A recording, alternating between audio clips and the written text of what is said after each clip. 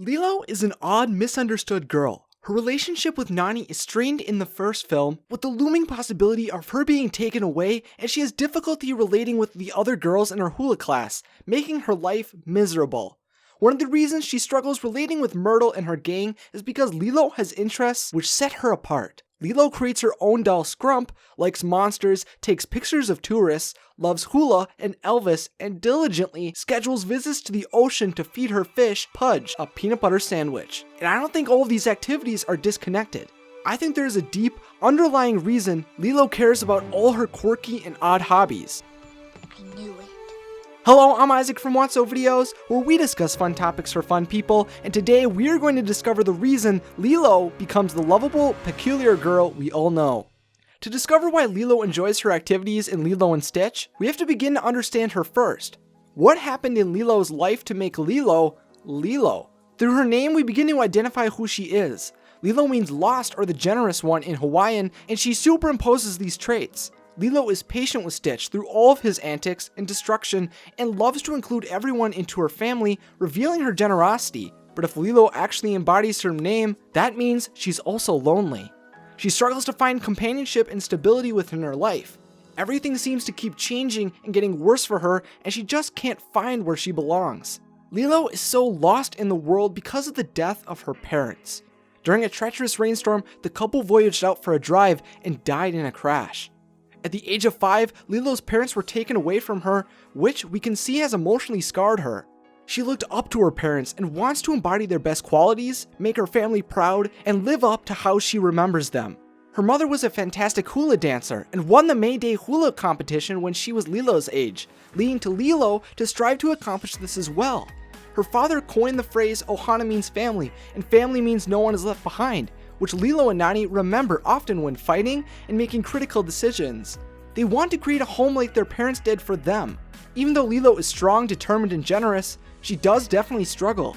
Lilo frequently breaks down into tears and is very protective of the items that remind her of her parents, especially their photograph. Sure, kids cry sometimes, but I'm sure the emotional burden she must feel must be heavy.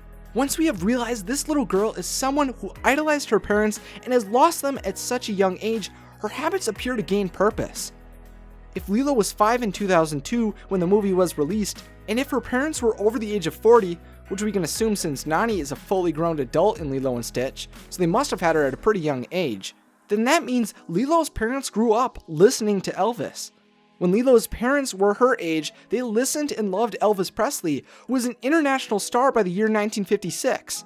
They collected his records and idolized him, so when they passed away, Lilo began to link Elvis with her parents, which is why she loves his music. Lilo may not be able to learn lessons from her parents, but she can learn from her parents' favorite celebrity, the king himself. In addition, Lilo loves classic monsters. Maybe her parents introduced her to classic cinema like Frankenstein's monster, like they did with Elvis. Lilo probably held a special place in her heart for interesting monsters in the mystical world because she had experienced that with her parents originally. Loving monsters and weird creatures is probably why she manifested Scrump. Our family's little now, and we don't have many toys. Nani was on a budget living with 2 mouths to feed and struggled to find a job, so she helped Lilo bring to life a doll of her own, just like Dr. Frankenstein.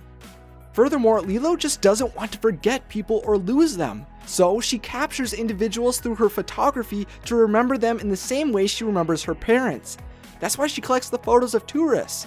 They are the same type of pictures on the beach, just like the pictures of her parents. She doesn't want to lose anyone else. Lilo explains it best here. I'll remember you though. I remember everyone that leaves.